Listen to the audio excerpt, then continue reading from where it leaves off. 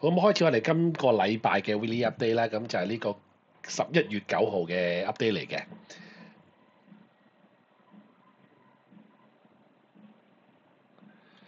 咁今個禮拜咧，咁主要想睇翻即係一啲股市嘅一啲提醒翻啦。咁最近發生啲咩咧？咁其實 actually 咧過一個禮拜咧就麻麻地嘅。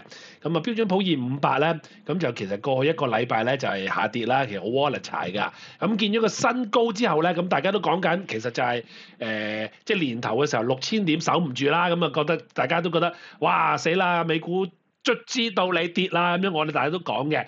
其實你會見翻佢哋嘅企業嗰啲盈利啊，個科技嗰方面咧，其實係花粉一個 end 嚟㗎，即係未有攞完結㗎。咁但係有時升得咁上緊，跌一跌其實好正常啦。咁點知就即係跌咗落去啊，就6000點都守唔住啦。咁就 actually 咧，咁但係後尾去到年中嘅時候咧，彈翻晒上嚟啦。咁到最近嚟講咧，又即係其實係月頭嘅時候咧，創個新高啦。咁就 actually 咧就去到成即係6800幾嘅。但係最近因為亦都去到咁高位啦，真係最近一個禮拜咧就都不斷咧就跌翻落嚟嘅，因為好多獲利盤，尤其是去到11月啦，好多嘅基金咧，咁如果都睇住都就嚟放假㗎啦。你記住啊，鬼佬唔會係12月20號先放假㗎，咁可能基本上好似我哋過年咁咧，大約12月咧就個心都散晒㗎啦。咁嘅情況下咧，咁好多時候咧都逐漸啦，如果有個高位咧，佢哋就可能都會 take 少少 profit 啦。咁所以最近一個禮拜咧，咁見到都真係跌嘅。咁大家你睇翻全年嚟計嘅話咧，標準普爾都幾犀利㗎。actually 咧就大家都講緊啦，就可能好快啦，未必係11、12月，因為都講啦，都 year end 啦。咁但係可能咧下年嘅年頭啊 whatever 都好啦，其實7000點都破眼㗎啦。咁所以就即係你見到你好靚嘅勢咧，咁 year to date 啦，年頭你見到啦，真係跌到嚟甚至5000點都好 briefly 係即係破咗嘅，即係見過4字嘅。咁但係咧之後就年中嘅時候上翻晒嚟咧，咁整年嚟計咧14%啦，係都幾唔錯嘅。咁當然啦，有論調就話喂，唔係喎，今年恒指仲好喎，咁樣咁梗係啦，之前跌咗咁多年，咁一年好啊，梗係好啦，係咪先？咁你開咗卅鋪，但係突然間開鋪細，你買中都係好㗎啦。咁但係我哋講緊嘅嘢唔係話即係投機啊嘛，唔係買足鋪大細啊嘛。咁你美股嚟講咧，其實上年又升好犀利，今年又好升犀利㗎。咁下年咧，我哋暫時睇翻咧，都係未見到個完結嘅跡象啦。未有耐有泡沫㗎。因為個科技啦，咁同埋嗰個 AI 咧，尤其是咧，咁甚至其他方面咧，甚至你見到可口可樂嗰類一啲咁嘅公司咧，其實都 keep 住幾好，因為經濟亦都唔係話太好，但係都唔差嘅。咁所以佢哋企業盈利能力好高啦。咁我哋見到嚟講，可能即係好 probable 啦。2026年都係會一個升嘅年份啦。咁年年咁升，年年咁升，呢啲先係投資啊嘛。唔使話突然間跌咗3年，咁突然間有一年彈翻上嚟嘅，咁冇乜特別意思嘅。呢啲唔係投資係投機啦，唔係話唔好。咁你要分清楚投機同投資嘅分別咯。咁所以即係但係最近嚟講咧，事實上咧即係呢個標準普爾500咧，最近一個禮拜咧係有個跌幅嘅。跟住落嚟咧，會睇翻啲重點嘅股份啦。咁因為整個指數嚟講都係跌啦，咁亦都係咧，其實一啲嘅AI 股啦，尤其是啲科技股啦，其實之前就炒起咗嘅，咁所以咧，亦都係所有嘅 profit taking 都特別厲害嘅。咁譬如睇翻咧就 Tesla 啦，呢個就即係一個焦點股嚟嘅。咁最近咧就好似話approve 咗啦呢個即係佢嗰個1萬億嘅薪酬啦，係咪先？咁但係就即係咪有個利好定利差咧？其實又冇特別喎，上上落落好喎，我哋柴咁樣啦。當然佢之前我都講嘅，曾經由300幾咧，突然間3日咧3個 trading day 咧就升咗成20%啦。升到而家大概水平咧就230幾、240幾、250幾啦。咁嘅水平咧，甚至破過260。爭啲破咗470嘅，460唔係260啊，460爭啲破咗470㗎。咁但係咧就你見到喺個高位咧，又突然間彈翻落嚟啊咁樣啦。咁係咪即係因為嗰1萬億即係 approve 或者唔 approve 都好啦，又唔似係因為咁嘅跡象喎。摩我哋會睇到咧，其實最近有好消息，亦都有壞消息。咁係咪一啲特別係好或者壞嘅會 dominate 咗咧？又唔係㗎。更加似係咩咧？真係升到咁多啦！今年嚟講咧，係好多 profit taking 啊，我成日講啦。咁佢跌落去嘅又跌唔到，一跌落去咧，大家又好似會喺趁個低位度咧就會追翻啊嘛。咁所以就好 volatile 啦。你見到過去1個月嚟講咧 ，Tesla 咧上上落落咁樣啦。都好 volatile 嘅。咁如果當然另一隻一定會講咧，就係 Nvidia 啦。Nvidia 咧亦都今年嚟講創晒新高㗎啦。咁啊，所以你見到佢即係見住佢由即係最低嘅時候咧，連第一季、第二季咁上緊啦，咁就甚至連100蚊都冇嘅。咁但係就一路咁升，你見到 keep 住升 keep 住升啦，咁升到而家講緊170、180，我哋都講啦，哇200點好似好遠喎，點知話好未完個零兩個月咧又突破晒啦。咁曾經見過最高咧就即係206、07到嘅。咁啊就，但係喺個高位度咧，又好似最近一個禮拜咧，我都講即係都profit taking 好厲害啊。咁見咗個高位就平平白白跌翻落嚟咧，甚至連190都守唔住啦。咁都跌得幾急嘅。即係真係個零禮拜嚟講咧，都跌咗成10% 到㗎啦，係嘛？唔夠10%，可能都7-8%啦。咁 actually 咧，咁就所以跌得幾急㗎。咁但係即係如果一個月嚟講，你見到都係跌嘅，係啦。咁就呢個 Nvidia 啦。咁甚至一啲喺科技股之中算防守性嘅，因為如果你見到成個產業鏈咧，我都講啦，Tesla 就固然之好有爭議性啦，係咪先？咁但係即係你知 Nvidia 咧都有啲即係發明啲晶片啦，咁啊亦都大陸又話即係禁止佢啦，咁但係 Nvidia 啲晶片都唔係賣俾你嘅，是但啦咁樣。咁但係 anyway 啦，咁但係就 Microsoft 嚟講咧，就可能係傾向於科技之中咧，去到用家層面嘅。咁大家都知道啦，佢好多嘅用家咧會即係佢係即係面對 B to C 多啲嘅，咁所以喺科技股之中咧，佢係屬於比較係保守嘅。即係當然係 relative 㗎。當然你科技股本身唔係保守嘅。咁但係咧最近嚟講亦都跌得幾金㗎，甚至你見到一個月嚟講咧，佢即係見住佢由500蚊度升上去啦，升到去超過540蚊㗎。咁但係咧真係由540蚊跌翻晒落嚟咧，呢個真係喺個高位咧，即係個零兩個禮拜咧，真係接近10% 嘅跌幅㗎啦。咁所以呢個咧你見到都係個獲利回吐咧幾犀利嘅。但係記住一樣嘢啊，佢咁樣跌嘅原因係咩咧？其實 Microsoft 嘅業績係好好嘅，個賺錢咧係即係公佈嗰個業績係亮麗㗎。咁亦都對個前景咧，佢哋嘅預測咧都係亮麗嘅。咁如果你話解釋點解跌咧，亦都唔因為其實咩貿易戰嗰啲貿易戰。而家如果你話貿易戰嘅話咧，最近又好似話放緩咗啦嘛，傾掂數啦嘛，咁又唔關事㗎。咁所以咧，其實我哋會睇翻最近個美股嘅走勢咧，尤其是啲科技股咧，因為今年啊，甚至過去幾年都 keep 住升啦，真係見晒高位咧，嗰個獲利得好厲害啊！咁所以好多嘅基金啦，或者個人都好咧，都想喺呢啲即係唔好諗後市點啦，後市再算啦。咁但係會有個 profit taking 啦，咁所以最近個零禮拜咧都係整體嚟講都跌得好犀利嘅。咁但係就唔係一個壞消息嘅跌啦，係一個即係高位咁有時升咗咁多，跌翻少少好正常啫。咁所以我哋都唔使擔心嘅。咁但係即係呢個係個實情咧，咁大家都要個知字咯。咁當然咧就市場大概係咁啦。咁但係咧都講翻咧，我哋最近要做生意嗰方面啦。因為咧我哋講咗好耐嘅，事實上我哋做咗好多生意嘅。如果你仲未做嘅話咧，趁最尾個機會真係去快啲做啦。因為咧就由預期會減息到開始減到而家重新再減啦，真係減咗啦。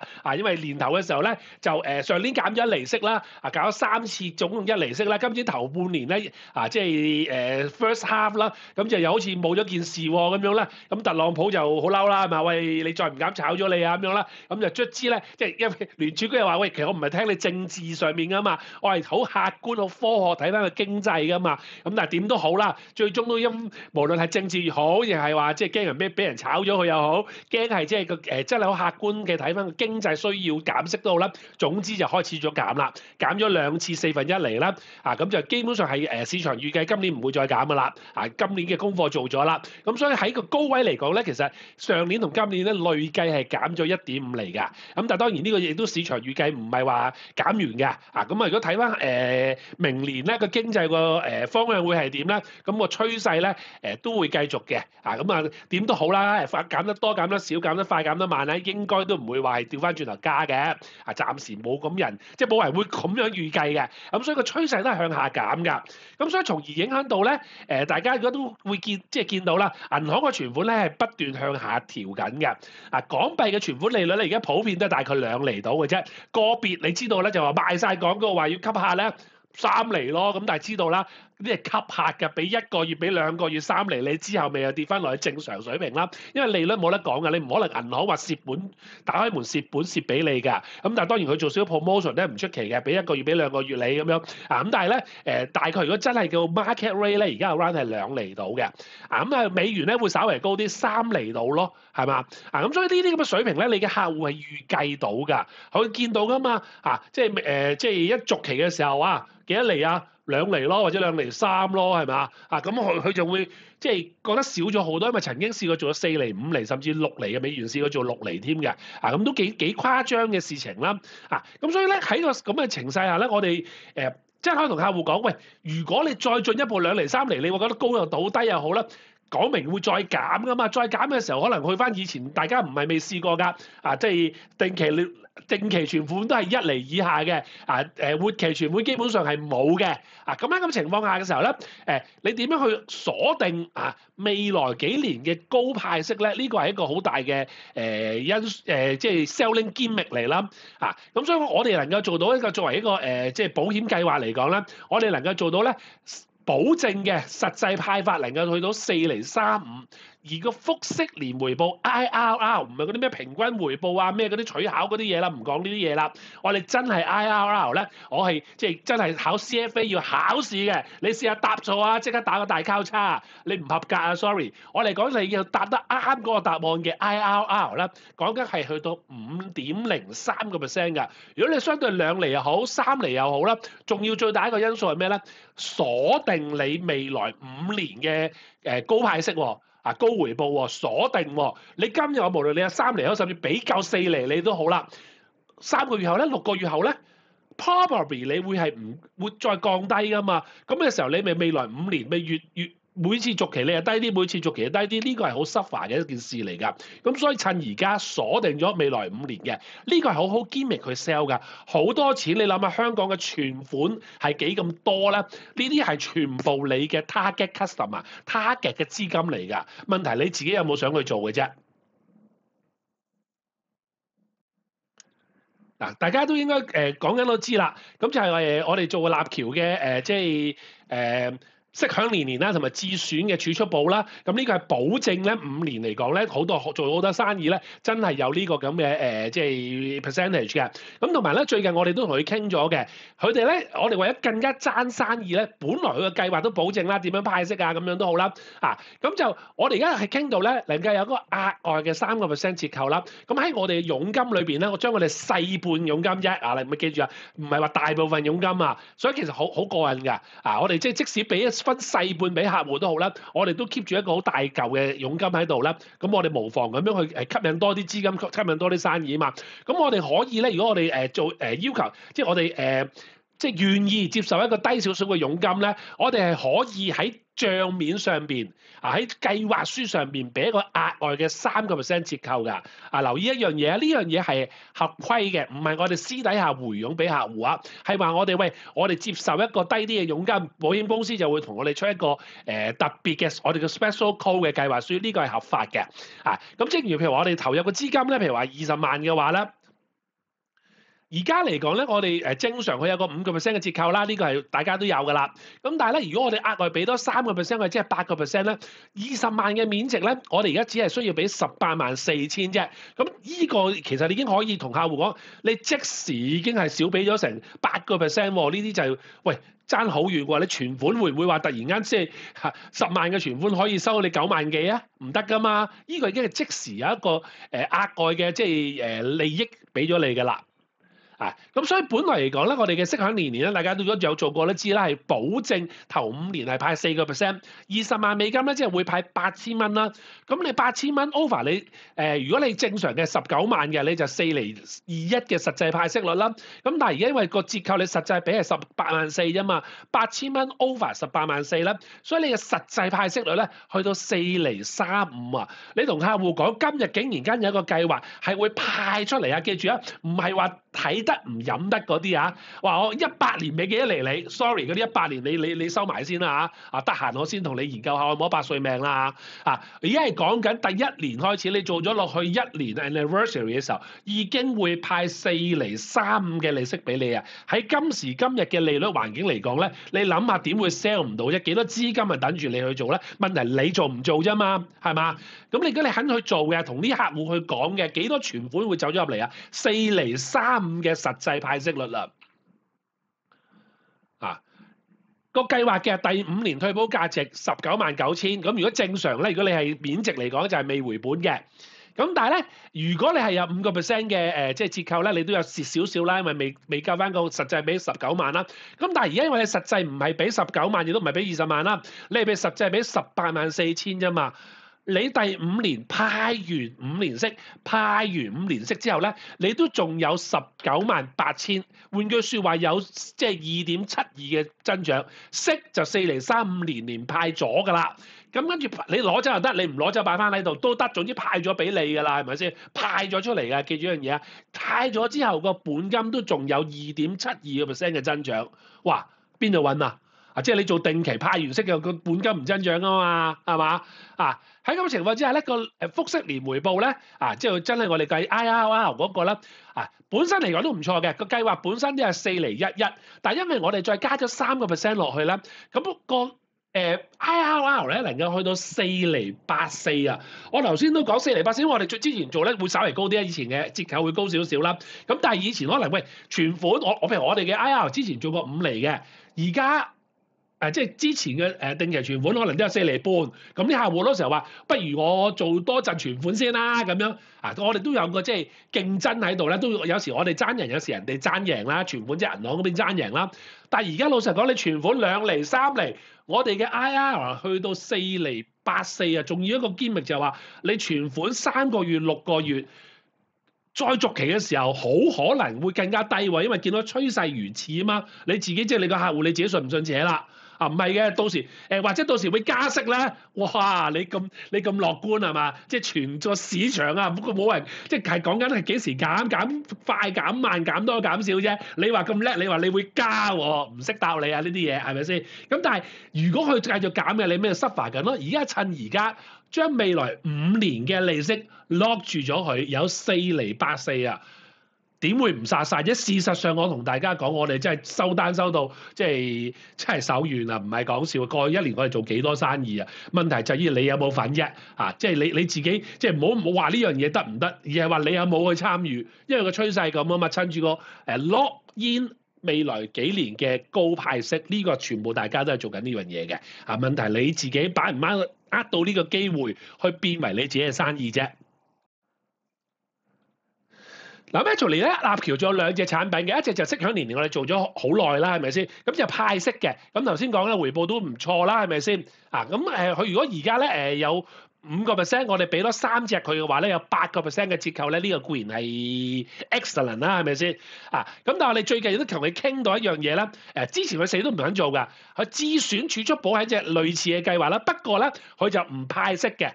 頭5年係全保證，不過就唔會派出嚟俾你。到你即係要 surrender 嘅時候，佢就俾個保證現金價值你啦。咁通常啲人就唔會第2、第3年走嘅，通常去到第5年咧，保證派息嘅，即係保證現金值，佢唔會派息嘅。總之嗰個你投入個錢，到時係咪保證攞翻呢嚿錢走？你自己計翻嗰個即係個增值嗰個複息年回報嘅。咁你譬如話你免值50萬美金咧，咁佢仲要本身都高人哋1隻嘅喎。佢本身嘅折扣如果係有6隻嘅折扣啦，而去到50萬美金嘅話咧，唔好睇少啊！俾啲信心自己。存款好多人有幾百萬存款㗎，你乜銀行如果咪點會中環啊、金鐘啊嗰啲，哇幾貴嘅鋪，即係開即係租個咁大咁靚嘅鋪頭啊！今日租銀行做嘅生意真係好多㗎咁所以而家你係搶緊佢哋生意咧，因為事實我哋高息過去啊嘛咁所以50萬美金嘅即係面值啦，而家係能夠做到6隻嘅折扣，加埋我哋俾多3隻佢咧，有 total 9隻嘅折扣啦，所以50萬嘅 face value。我哋實際比係454000啫，呢度已經係一個好大嘅折扣咧，諗下已經係賺咗一嚿噶啦。實際比455000，去到第5年嘅，大家會見到咧，佢會係一個保保證退保價值係58.1千，到時係保證啊，全保證啊，係俾翻58.1千你。你58.1千 over 45.5千，咁你當然會有個係總回報啦。咁但係我哋考慮翻個時間值，複息嘅時間值啊，記住唔係除翻嗰個咁嘅平均回報率啦。我哋講緊複息嘅回報率嘅話咧，係真係去到5.03%㗎。喺今時今日嘅利率水平咧，5.03，你點能夠唔殺晒咧？問題就我成日講啦，係你有冇去參與啫？